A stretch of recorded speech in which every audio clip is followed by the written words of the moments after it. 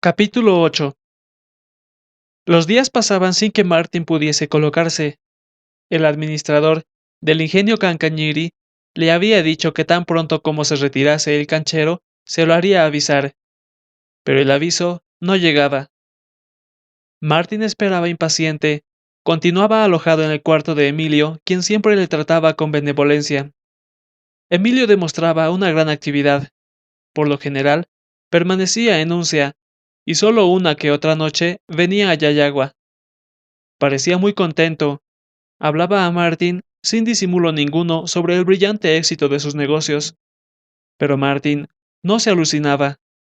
Algunas noches volvía también a presenciar escenas análogas a la que tanto le sorprendió en la primera noche que durmió en el cuarto. Esto es, veía entrar allí gentes de sombría catadura, conduciendo sendos sacos de metal. Esto mismo hacía que el joven desease trasladarse de una vez al lugar de su colocación, librándose así de ver cosas que afeaba, pero que no podía denunciar, dada su lealtad y discreción. Cuán largos y monótonos le parecían aquellos días. Levantábase tarde de la cama y no tenía qué hacer. Vagaba por los alrededores, iba a los veneros, donde permanecía horas viendo trabajar a hombres y mujeres, o visitaba los sitios más agrestes y retirados, entregado a tristes ideas.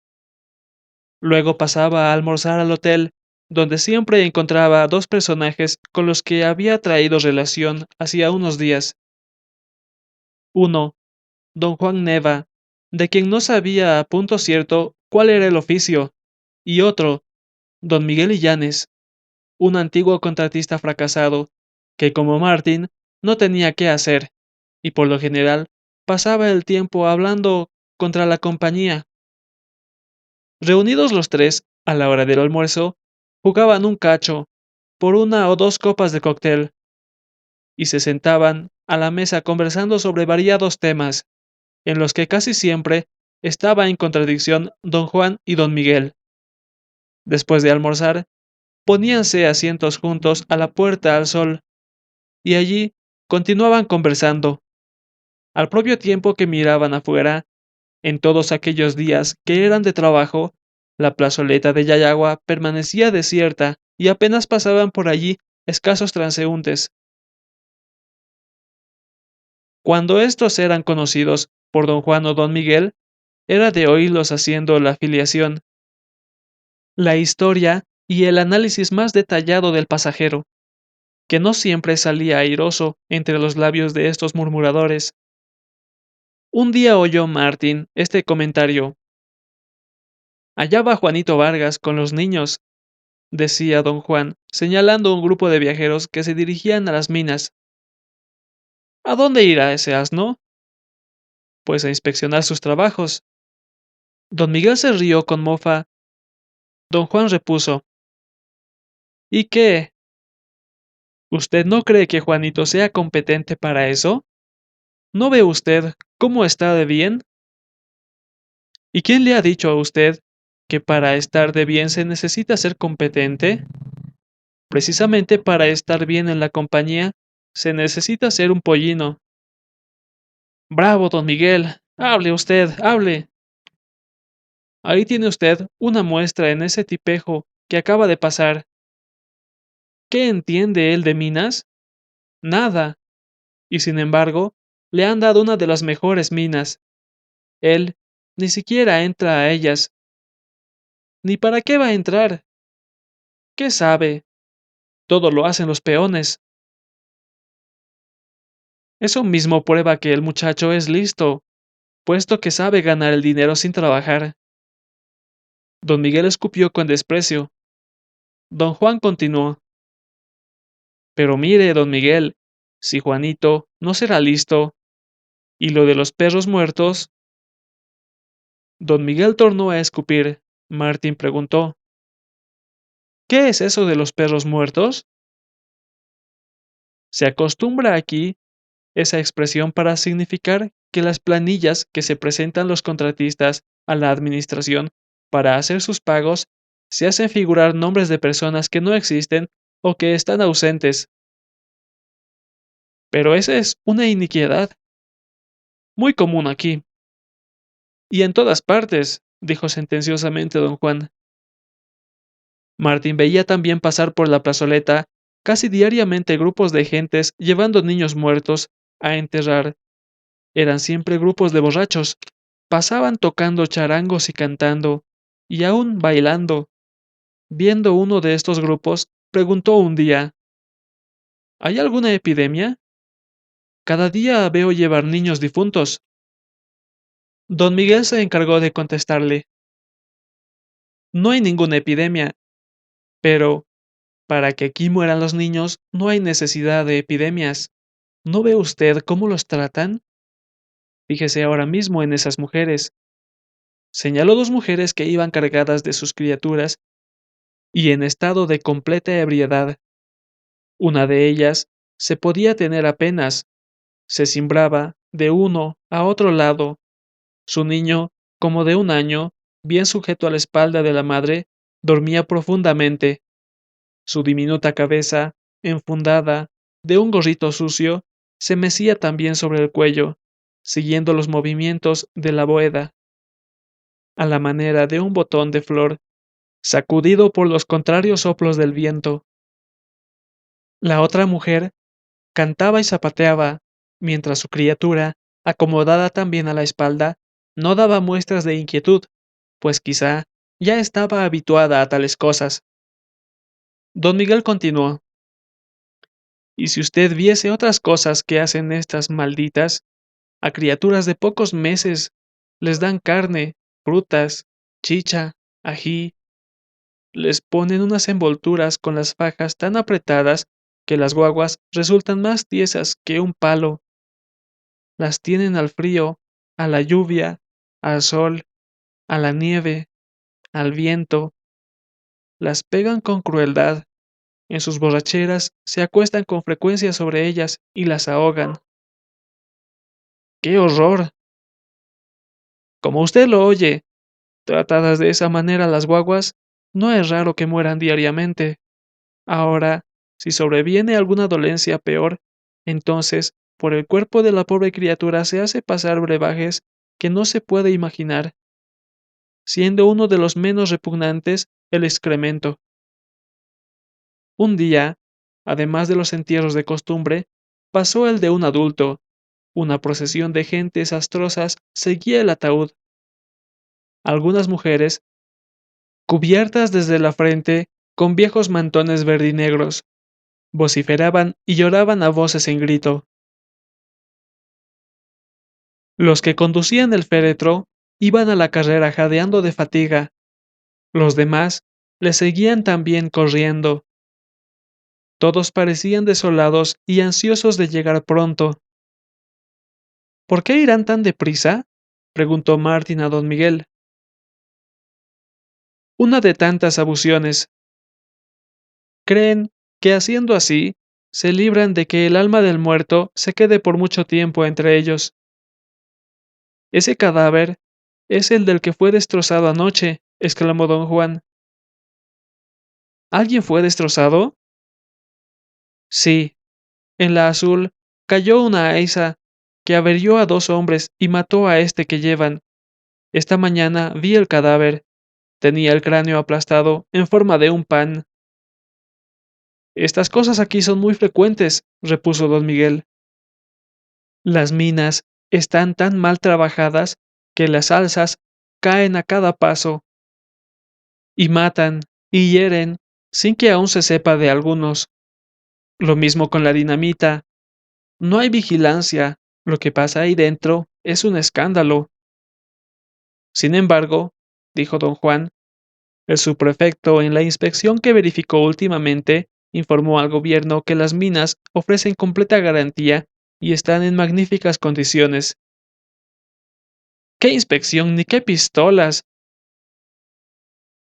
El subprefecto y comitiva se han reducido a pasear por un rato cerca de una de las bocaminas. Eso sí, comieron bien y bebieron. Buenas copas. Y ya estaba la inspección. Pero, aún entrando al interior de los socavones para examinarlos y ver las condiciones de trabajo, ¿qué habría dicho el subprefecto? Lo mismo, que todo está espléndidamente. a no ser que le hubiese caído una aiza o se hubiese derrumbado en un cuadro. Don Juan sonrió. Hay que decir la verdad, continuó don Miguel. Los subprefectos y otras autoridades no hacen más que simulacros de inspecciones. Las minas acá están tan mal trabajadas que si los gobiernos se preocupasen de hacer levantar una investigación efectiva o seria, se sabrían cosas tremendas. Pero no se hace así. Y, naturalmente alentados con semejante indiferencia de los poderes públicos, los patronos poco o nada se cuidan de rodear al trabajador de las condiciones de seguridad debidas, resultando que éste siempre está expuesto a quedar inutilizado o a morir por algún accidente, y una vez inutilizado o muerto, tampoco el patrón le resarce a él o a su familia del daño producido. No tanto, protestó don Juan, no tanto. El otro día nomás le han dado a la viuda de Saavedra, lo he visto. ¿Cuánto le han dado? Creo que 100 pesos. Con lo que tiene es bastante para pedir limosna. Bueno, y a otros no les dan ni siquiera eso. En vez de pesos, les dan palos. Si se quejan, peor. Tienen que andar temporadas largas, tras de jueces, abogados, procuradores. Otra calamidad. Y por lo común, concluyen por no hallar justicia. De modo, pues, que ante semejante expectativa, el averiado o su familia prefieren callarse. Yo conozco, y usted y todos aquí conocen, mujeres que han quedado cargadas de hijos pequeños, 6, 8 o más, después que sus padres murieron en servicio de la compañía. ¿Cómo cree usted que esas mujeres sostienen a sus hijos? Sí, sí, no lo niego, exclamó don Juan, pero la verdad es que también esta gente es muy audaz. Muchos se averían por su propia culpa. Se meten a los lugares peligrosos, manejan la dinamita sin ninguna precaución. Eso mismo acusa falta de vigilancia de los patrones. Otro efecto, porque si ellos cuidasen de que los trabajadores obren con prudencia y orden, no se producirían tantos males que hoy pasan. Los patronos, ya lo creo, siempre le echan la culpa de todo a los trabajadores, pero si fuera a creerles, habría que acabar en la imbecilidad. Sin embargo, añadió don Juan, cuando el obrero se contrata para trabajar, es claro que afronta las consecuencias que pueden resultarle de este trabajo, que ya sabe que es peligroso, de modo que el patrón no siempre debe responder de los daños que voluntariamente se ha expuesto el obrero. Pues justamente para eso deberían estar los poderes públicos, las leyes, para impedir que el obrero se contrate en trabajos que son peligrosos y que pueden no serlo, y para obligar a los patronos a establecer trabajos que estén rodeados de suficiente garantía. Entonces, se atacaría a la industria, al trabajo, hasta a la libertad. Al contrario, se las consolidaría. Se les daría una forma más segura y humanitaria, así surgirían industrias sólidas, de largo aliento, y no estas industrias a medias donde todo es incipiente y defectuoso, en que no se va sino a ganar pronto, a ganar de cualquier modo, a ganar aún con desprecio de la vida de los otros. Entonces se establecerían desde el principio trabajos bien organizados, no se harían como en Yayagua, donde se va agujereando por todas partes la tierra sin cuidado ninguno. Bueno, señores, adiós, interrumpió don Juan despidiéndose. Ya don Miguel está en su terreno, y yo no quiero oír latas. Hombre, váyase, tengo quien me las oiga. ¿No es cierto, don Martín? Justamente, me interesa oírlo. No crea usted que hablo por despecho, por haber perdido mi colocación en la compañía. No, precisamente la he perdido por mi carácter independiente, y no transijo con ciertas cosas. Hablo claro.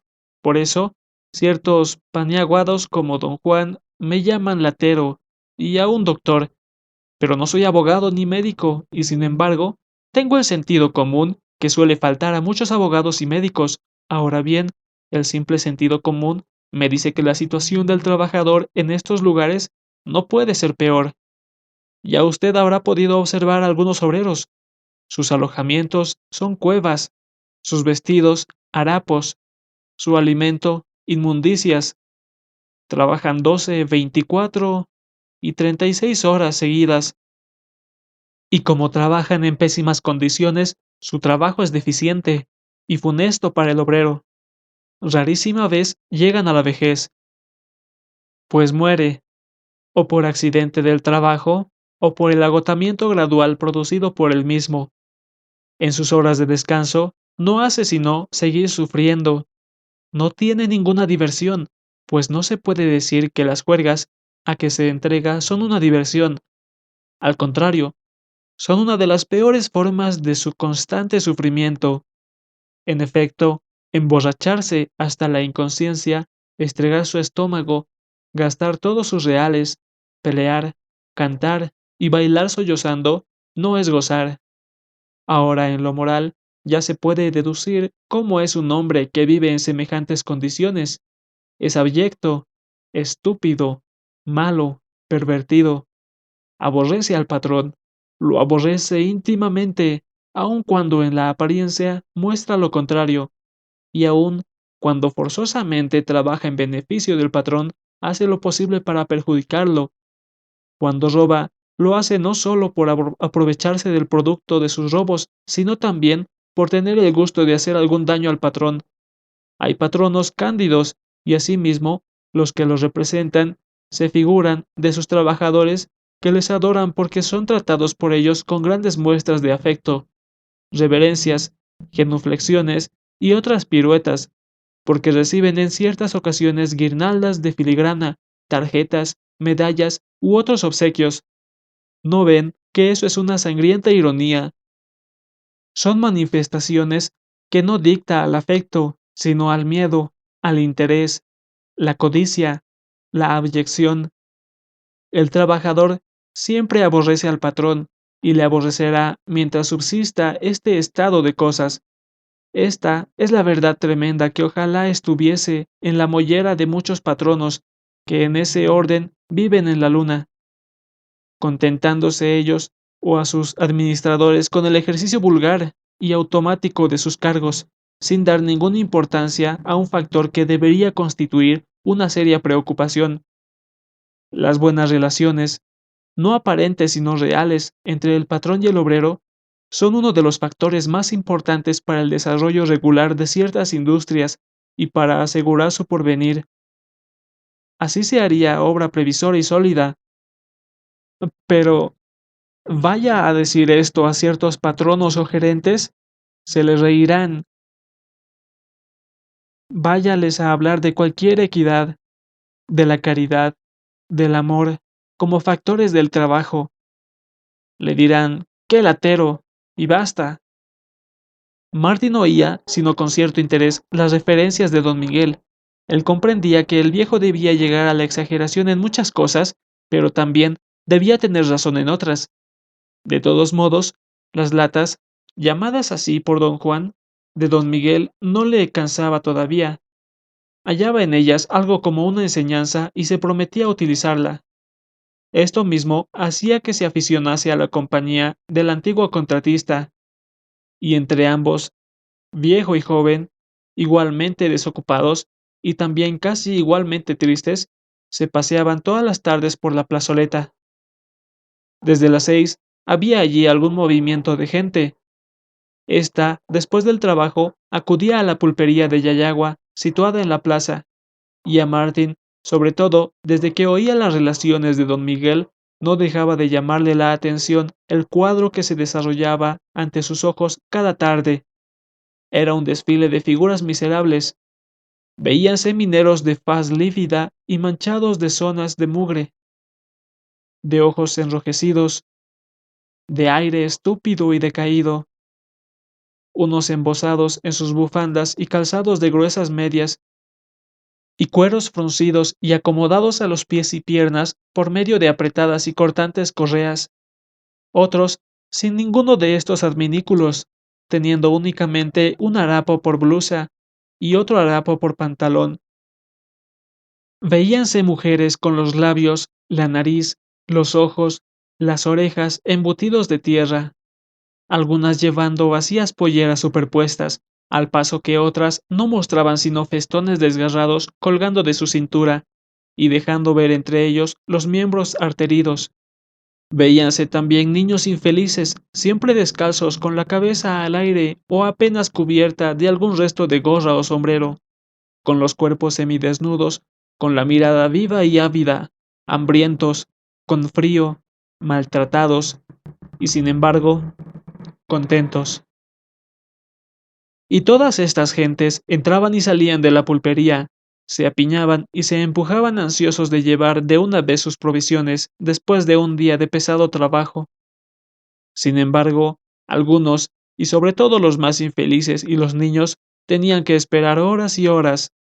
La aglomeración a veces llegaba a ser tal que se formaba ante la puerta una barrera compacta, imposible de atravesar para los retrasados.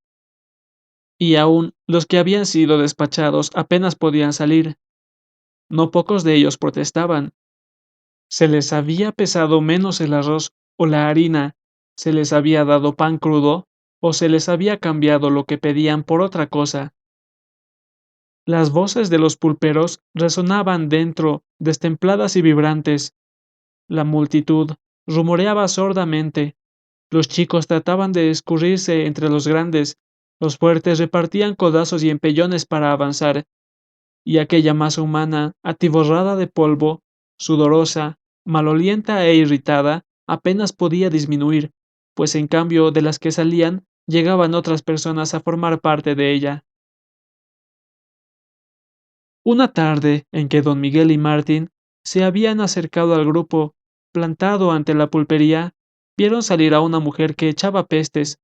Su marido la había mandado por una botella de aguardiente y como no había en la pulpería, le dieron una botella de cognac, viéndose ella obligada a llevarla, pues de otro modo su marido, que era un borrachín terco y bruto, le habría recibido a palos. La mujer lloriqueaba, diciendo que eso mismo le pasaba cada vez, y que al fin de las quincenas ella y sus hijos apenas percibían una miseria de los salarios del hombre, pues todo había absorbido la pulpería por el cognac que bebía aquel. 1000 veces preferiría comprarme moscatel, decía la mujer en quichua. ¿Y por qué no lo hará así en otra parte? Observó Martín hablando con don Miguel. Pues porque no tiene un centavo. Ella tiene que venir forzosamente a la pulpería de la compañía a aviarse, es decir, a surtirse de lo que necesita, y como la pulpería no hay sino bebidas finas, la mujer, por imposición del marido, que pide cualquier bebida alcohólica, tiene que llevarlo. Claro es que ella, a tener dinero, preferiría ir, como ha dicho, a comprarse moscatel, que vale la quinta parte del cognac, pero sería preferible que el hombre se tome cognac y no moscatel. El cognac que aquí se vende es tan pésimo, o más aún, el último de los cañagos. Entonces sería mejor que no hubiese ningún licor en la pulpería. Seguramente, pero en tal caso perdería la pulpería una de sus principales fuentes de ganancia, y eso no es aceptable para ella, de modo que seguirá alcoholizando a la gente con bebidas finas. Pero no acobarda a los viciosos ni siquiera la idea de tener que pagar con tanto exceso por esas bebidas. ¿Qué les va a acobardar? Hay aquí peones que ganan apenas 3 o 4 pesos diarios y empleados que ganan menos aún que los peones y que casi todo su haber lo emplean en pagar los exagerados precios de las bebidas que consumen. Pero a lo menos la pulpería debería traer bebidas más baratas. Le es prohibido. Se dice que una de las maneras de aminorar el alcoholismo en estos lugares es alzando los precios de esas bebidas. Pura charla. En el fondo de esto, no es más que el negocio. Eran las 7 de la noche. Los pulperos echaron fuera a algunos que ya habían penetrado hasta el mostrador y cerraron violentamente las puertas. La gente que quedaba sin despachar se dispersó, mohína y hambrienta. ¿Ve usted cómo les tratan? Exclamó don Miguel. No parece sino que fuesen mendigos que hubiesen acudido a pedir limosna. ¿Y qué harán ahora? ¿Qué sé yo? Muchos se irán a dormir sin comer. Quizá mañana no podrán entrar al trabajo porque no se les ha aviado el cebo, coca y otras cosas indispensables para emprenderlo. Pero, efectivamente, ¿no disponen ellos con toda la libertad de sus salarios? No, la compañía los administra. La pulpería pasa a la administración las planillas en que figuran las deudas de los trabajadores. La administración paga, desde luego, a la pulpería por esas cuentas y únicamente después de eso entrega al trabajador su saldo, si es que lo tiene. Naturalmente, no faltan confusiones y reclamos.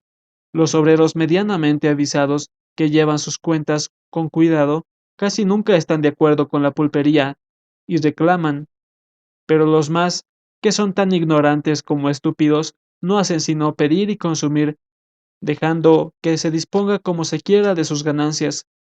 Según esto, se comprende que esto de la pulpería es un buen negocio. Se le impone al obrero de todos modos, no se permite incompetencias. Si viene un carnicero con su negocio, se le echa o se decomisa su carne. No se tolera tenduchos de trapos u otros artículos. Todo debe acapararlo la pulpería, impuesto por la compañía. Y si quisiera la compañía, trajese mercadería buena y estableciese precios módicos, todo lo contrario, telas más apropiadas para los trópicos que para las minas, cosas de lujo y no de utilidad, alimentos adulterados, bebidas llamadas finas, y no obstante, de lo peor, y todo dado como por favor y a unos precios terribles, y sin embargo, ya usted oirá quejarse a los pulperos. Le dirán que los indios son muy estúpidos, que no piden pronto, que no se contentan con nada. Claro, le dirán que se han clavado con 10 o 20 o 50,000 pesos por mercaderías dadas al crédito. Claro, su avidez por ganar de un modo desmedido les arrastra a hacer préstamos locos, sucediendo que alguna vez se les burlan los más infelices. He ahí lo que son los señores pulperos. No niego que suele haber los buenos, moderados y probos, pero la generalidad. ¿Cómo les puede tolerar la gente? Dijo Martin. Ya lo ve usted. En otras partes, los pulperos, administradores y diablos bailarían el gran baile. Aquí la gente es muy dócil, muy sumisa, muy estúpida. Somos unos pobres indios.